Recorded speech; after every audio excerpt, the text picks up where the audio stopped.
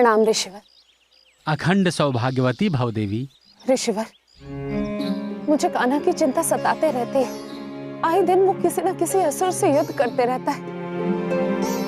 ऋषिवर, मैं चाहती हूँ कि आप मेरे पुत्र की सुरक्षा के लिए कोई अनुष्ठान कीजिए। जानती हो देवी, यहाँ कोई और भी कृष्ण की सुरक्षा के लिए अनुष्ठान का आग्रह लेकर मेरे पास आया हुआ है।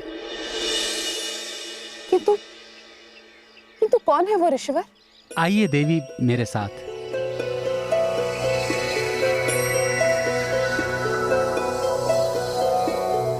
ये रही राधा। तुझे भी मेरी तरह कान्हा की चिंता हो रही है। हम दोनों मिलकर कान्हा के लिए ये अनुष्ठान करवाएंगे। मुझे पूरा भरोसा है श्री हरि हम पर कृपा अवश्य करेंगे। देवी, कल का मुहूर्त बहुत ही अच्छा और शुभ है। यदि आपकी आज्ञा हो तो कल ही ये अनुष्ठान किया जाए। अवश्य ऋषिवर।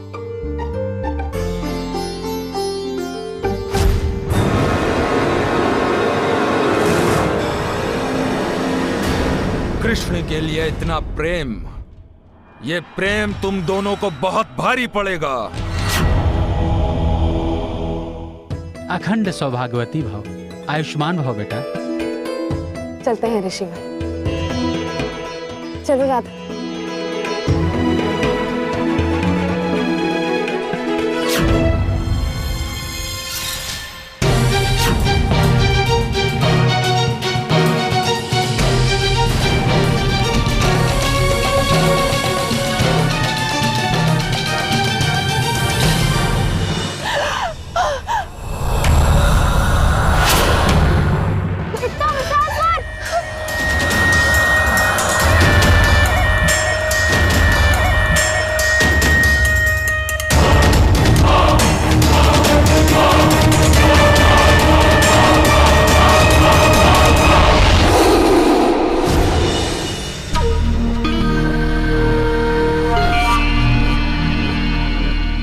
महाराज तारकासुर, एक बहुत ही दुर्भाग्यपूर्ण सूचना है। जानता हूं आचार्य, जानता हूं। दिव्य दृष्टि से मैं प्रबलासुर का अंत देख चुका हूं। कार्तिकेय मेरे अनुमान से कहीं अधिक शक्तिशाली है, किंतु मैं उसे जीवित नहीं रहने दूंगा। मुझे यह कार्य स्वयं करना होगा आचार्य। भाग्य ने मुझे चुनौती दी है ना, तो मैं इस चुनौती को स्वीकार करता हूं। अब युद्ध होगा, प्रचंड युद्ध। कैलाश पर्वत पर आक्रमण की तैयारी कीजिए आचार्य। यह युद्ध कोई साधारण युद्ध नहीं होगा। यह युद्ध देवासुर महासंग्राम, महायुद्ध होगा। किंतु मैं तुम्हें स्मरण दिला देना चाहता हूं कि इस महासंग्राम में तुम्हारे अपने पुत्र तुम्हारी सहायता के लिए तुम्हारे साथ नहीं है। अतः हमें यह युद्ध कुछ समय के लिए टाल देना चाहिए। नहीं आचार्य, अब मैं किसी की भी प्रतीक्षा नहीं कर सकता। काल मुझ पर कब घात लगा दे पता नहीं। मेरे पुत्र मेरे साथ नहीं है तो क्या, मेरे पिताश्री महाराज तो मेरे साथ हैं। आचार्य, पिताश्री महाराज के निर्देशन में युद्ध की तैयारी हो।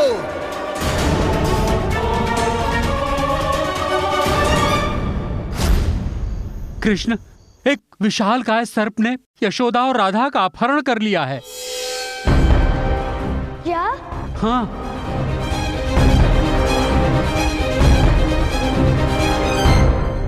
मैं संबंधों के लिए ही इस युद्ध को टाल रहा था नाग देवी कद्रू, किंतु तुमने मेरे संबंधों को कष्ट पहुंचाने का दुस्साहस किया है। अब यह युद्ध संबंधों के लिए ही होगा। तुम जहां भी हो, मैं आ रहा हूं।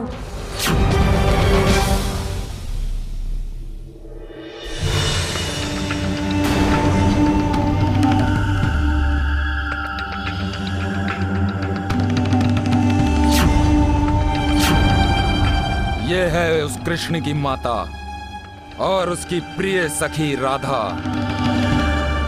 ये सब हमारे बंदी हैं। कौन हो तुम? और हमें यहाँ क्यों लाए हो? तुमसे हमारी सिर्फ एक ही शत्रुता है, कि तुम उस कुटिल कृष्ण की माता हो। हमने तुम्हारा अपहरण इसलिए किया है कि वो कृष्ण स्वयं आकर हमारे समक्ष आत्मसमर्पण कर दे। किंतु क्यों?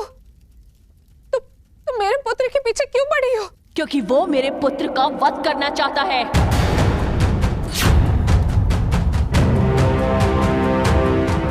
और मैं ऐसा होने नहीं दूंगी। इससे पहले मैं उस कृष्ण का ही अंत कर दूंगी। नहीं,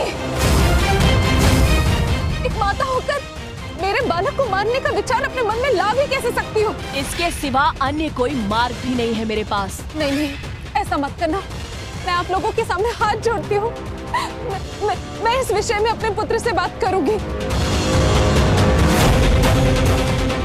देखिए, मेरा पुत्र अकारण किसी को कष्ट नहीं देता, फिर वो आपके पुत्र को क्यों मारेगा? अवश्य आपको कोई भ्रम हुआ है। ये मेरा भ्रम नहीं, देवों की आकाशवाणी है कि मेरे पुत्र की मृत्यु तुम्हारे पुत्र कृष्ण के हाथों होगी। और ये विधि का विधान मुझे स्वीकार नहीं।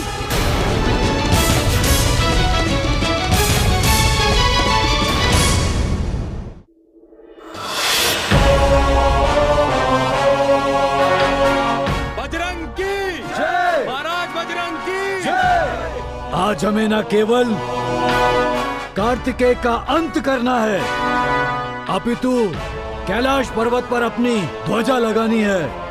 यदि हमने कैलाश पर्वत को जीत लिया तो ब्रह्मांड पर विजय का हमारा स्वप्न पूरा होगा।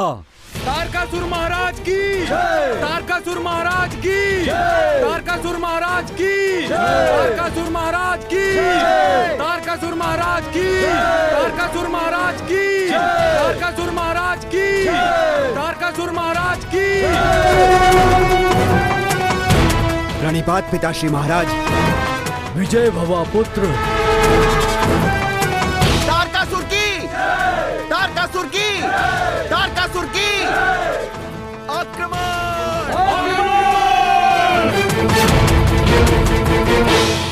कान्हा,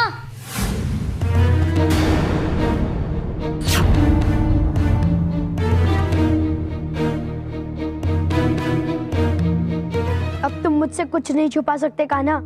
मैंने सब कुछ सुन लिया है। यही सोच रहे हो ना कि मुझे दुख होगा, मुझे क्या कहोगे? किंतु एक बार तुमने ही मुझे समझाया था कि धर्म के लिए हमें सुख दुख लाभ हानि को भूल जाना होता है।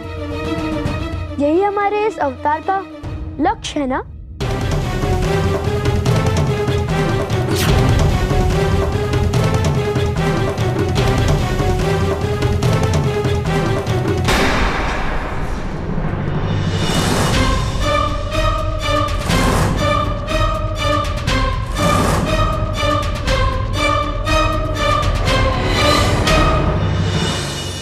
कार्तिकेय, आज से तुम्हें मेरे कक्ष में मेरे साथ ही सोना होगा और रहना होगा। नहीं माता, मैं अपने कक्ष में सो जाऊंगा, मुझे कुछ नहीं होगा।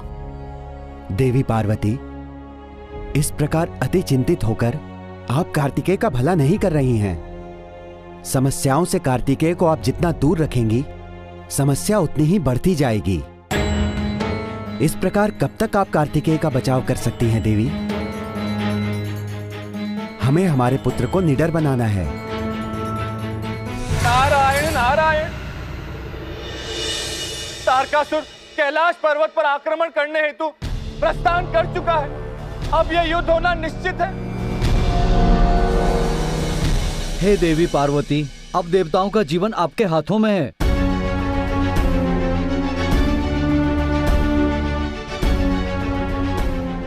देवी, आप जगत माता हैं।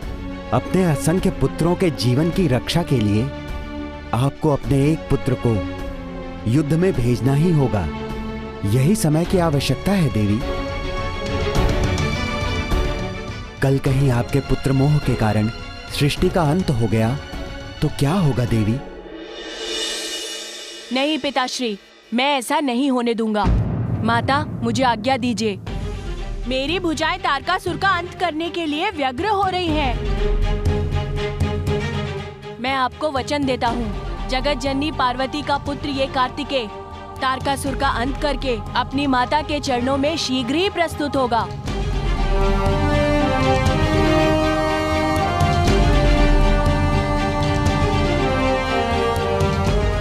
मुझे आज्ञा दीजिए माते, मुझे मेरा लक्ष्य पुकार रहा है।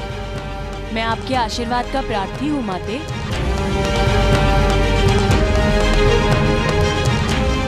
तुम्हारे बिना ये जीवन अधूरा है पुत्र। यदि मैं तारकासुर से विजयी हुआ, फिर भी जब तक मैं आपके पास नहीं लौटूंगा, मेरा लक्ष्य अधूरा ही होगा। यदि यही तुम्हारा लक्ष्य है तो जाओ, तारकासुर का संहार कर दो। तुम्हारी माता तुम्हें आज्ञा देती है, जाओ, जाकर अपने लक्ष्य को साधो।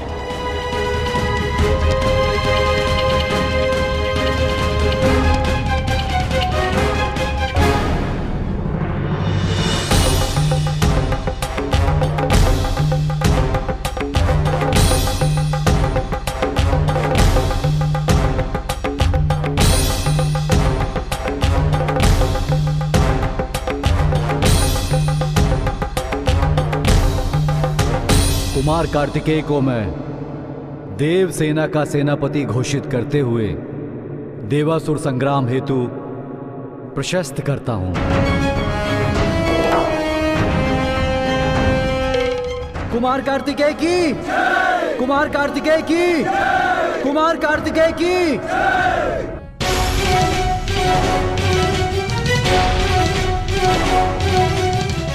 कैलाश पर्वत के साथ साथ अब देवों का अभिमान भी मेरी असुर सेना खंड खंड कर देगी।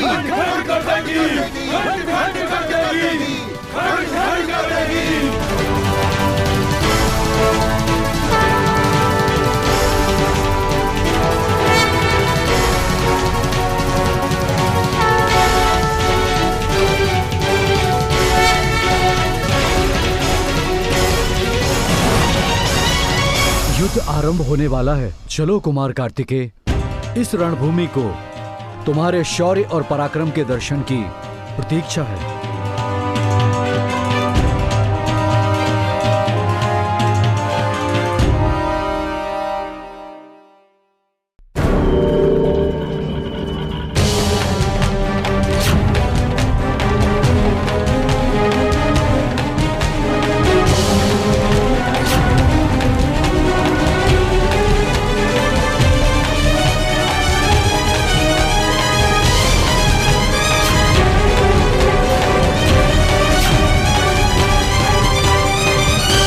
तो तुम देवों के सेनापति हो। कैलाश पर्वत और देवलोक में योद्धाओं की इतनी कमी थी जो तुम जैसे नन्हे बालक को सेनापति बनाकर भेज दिया। अहंकारी तारकासुर, युद्ध के विषय में तुम इतना तो जानते ही होगे। योग्यता आयु से नहीं, पराक्रम से मापी जाती है। युद्ध में किसी को दुर्बल नहीं समझना चाहिए तारकासुर। मैं नहीं जानता था कि देव तुम्हारी ओट में खड़े होकर ये युद्ध लड़ेंगे और तुम्हें मेरे समक्ष इतनी सरलता से प्रस्तुत कर देंगे। देवता तुम्हारी बलि देने को तैयार हैं और मैं तुम्हारी बलि लेने को। तुम मृत्यु के समक्ष खड़े हो बालक।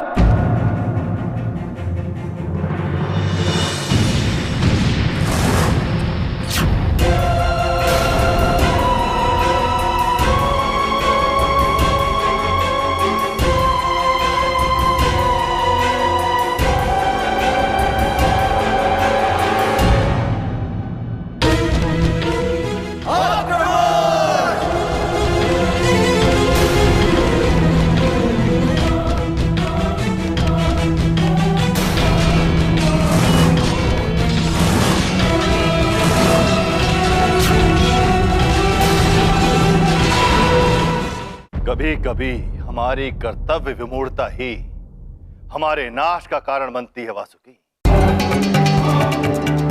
तुम अपने जीवन की सुरक्षा सुनिश्चित करके अपनी मां के जीवन को दांव पर लगा रहे हो वासुकी। नहीं, मैंने कुछ नहीं किया। तुम्हारा कुछ ना करना ही मेरी चिंता का विषय है वासुकी।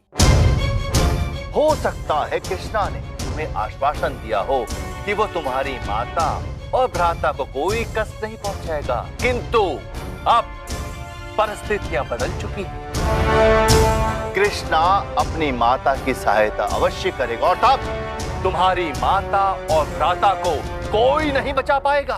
किंतु पहला अधर्म तो माता कद्रू ने ही किया है। क्यों उन्होंने कृष्ण की माता का हरण किया? तुम्हारे भ्राता के जीवन की सुरक्षा सुनिश्चित करने के लिए। इसीलिए कृष्ण का वो अंत करना चाहती है। कद्रू ने कुछ भी अनुचित नहीं किया, अपने मातृ धर्म का निर्वहन कर रही है वो।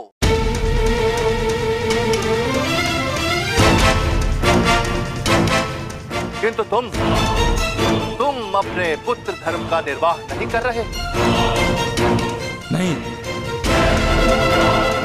नहीं आचार्य, मैं अधर्म का साथ नहीं दे सकता।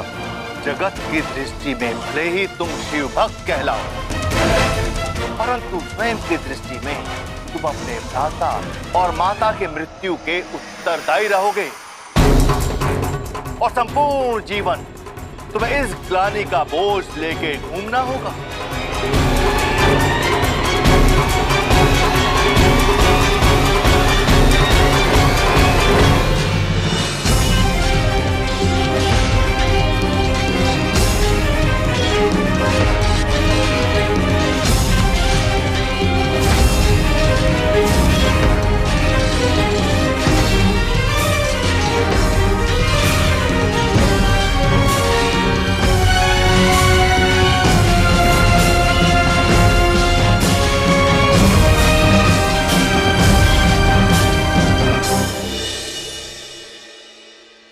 देवी, अपने पुत्र का शौर्य देखिए, किस प्रकार वो अपने शत्रु के प्रहार का उत्तर दे रहा है। देवी, हमारा पुत्र अवश्य विजयी होगा। आपकी बात सत्य हो महादेव।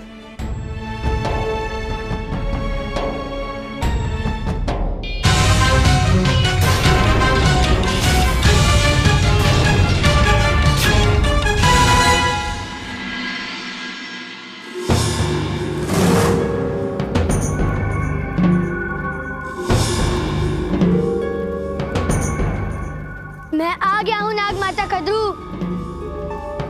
कहाँ हैं आप? रुकिए श्री कृष्ण।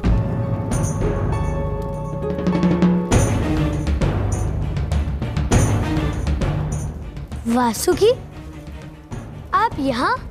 हे श्री कृष्ण, आप मेरी माता को क्षमा कर दीजिए। उनके स्थान पर मेरे प्राण हर लीजिए, किंतु मैं माता कद्रू को मरने नहीं दे सकता और ना ही आपसे संघर्ष करना चाहता हूं। इसलिए आप मुझे मारकर मेरी इस दुविधा का अंत कर दीजिए, जिससे मैं इस किसी भी क्षण का साक्षी ना बन सकूं जहां विवश होकर मैं आपके और माता कद्रू के युद्ध को देखूं। ये आप कैसी बातें कर रहे हैं नागदेव वासुकी? मैं समझ सकता हूँ कि इस समय आप पर क्या बीत रही है, किंतु महादेव की भांति आपका जीवन भी मेरे लिए बहुत अनमोल है। आपका मातृ प्रेम मेरे मन को द्रवित कर रहा है, किंतु मैं विधि के विधान को नहीं बदल सकता।